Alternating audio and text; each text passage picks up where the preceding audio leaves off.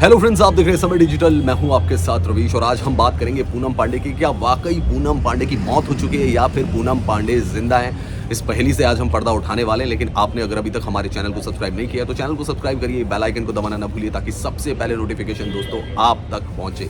तो दोस्तों, एक इंस्टाग्राम पोस्ट ने मचा दी हलचल, क्योंकि ये इंस्टाग्राम जो पोस्ट था ये पूनम पांडे के ऑफिशियल अकाउंट से पोस्ट किया गया था और इसमें लिखा गया था कि हम लोगों ने पूनम पांडे को खो दिया है, पूनम पांडे अब हमारे बीच में नहीं रही है। और इसी से दोस्तों पूरे अगर मीडिया जगत की बात की जाए या बॉलीवुड में बात की जाए तो काफ़ी ज़्यादा हड़कंप मच गया और सब लोग यही सोच रहे थे कि पूनम पांडे की डेथ हो गई। और इसी के जो मुताबिक थे बहुत सारे मीडिया हाउसेज में भी ये खबर चलाई गई कि पूनम पांडे की डेथ हो चुकी है, पूनम पांडे हमारे बीच में नहीं रही है। और कारण जो बताया गया था पूनम पांडे की डेथ का वो था सर्वाइकल कैंसर। और इसी की वजह से सर्वाइकल कैंसर भी जो था वो गूगल पे ट्रेंड भी करने लगा, बहुत सारे लोग सर्च करने लगे।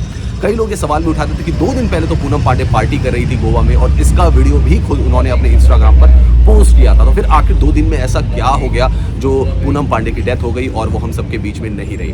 दोस्तों, कुछ लोग सवाल भी उठा रहे थे कि इतनी जल्दी कैसे किसी की डेथ हो सकती है कि वो 2 दिन पहले पार्टी करी थी और अचानक से उनकी मौत हो जाती है। खैर दोस्तों, बहुत सारे लोगों ने कॉन्डोलेंसेज मैसेज भी डाले, बहुत सारे लोगों ने जो था वो श्रद्धांजलि भी दी पूनम पांडे को कि पूनम पांडे हमारे बीच में नहीं रही। और बहुत सारे ऐसे लोग थे जो शॉक्ड थे कि आखिर अचानक से ऐसा क्या हुआ कि पूनम पांडे जो है वो दुनिया को छोड़कर चली गई या उनकी डेथ हो गई। खैर दोस्तों, समय ने इसके बारे में थॉरो इन्वेस्टिगेशन किया और हमारी टीम ने जानने की कोशिश की कि एक्चुअल में पूनम पांडे के साथ क्या हुआ है। तो सबसे पहली कड़ी इसमें थी पूनम पांडे का घर, जो कि मुंबई में है, क्योंकि पूनम पांडे जैसा कि आप जानते हैं एक मॉडल हैं, एक्टर हैं, तो मुंबई में रहती हैं। मुंबई में जब हमारी टीम ने उनके घर पे जाके पूछने की कोशिश की तो पता लगा कि पूनम पांडे तो 2 दिन पहले ही पार्टी करने चली गई थी गोवा, उसके बाद वो अपने फ्लैट पर नहीं आई है।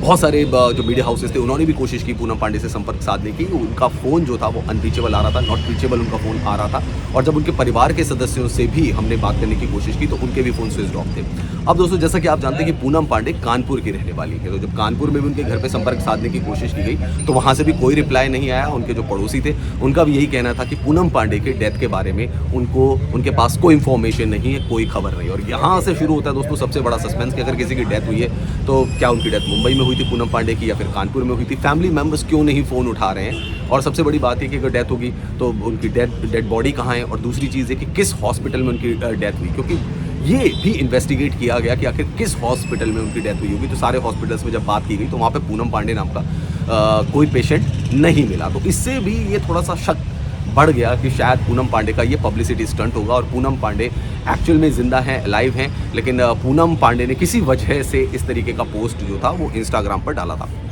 अब दोस्तों, इसके बाद जब ये खबर काफ़ी आग की तरह फैल गई और लोगों में यही बात आ गई कि सर्वाइकल कैंसर की वजह से भी बहुत सारे लोग सर्वाइकल कैंसर के बारे में भी स्टडी करने लगे कि आखिर होता कैसे।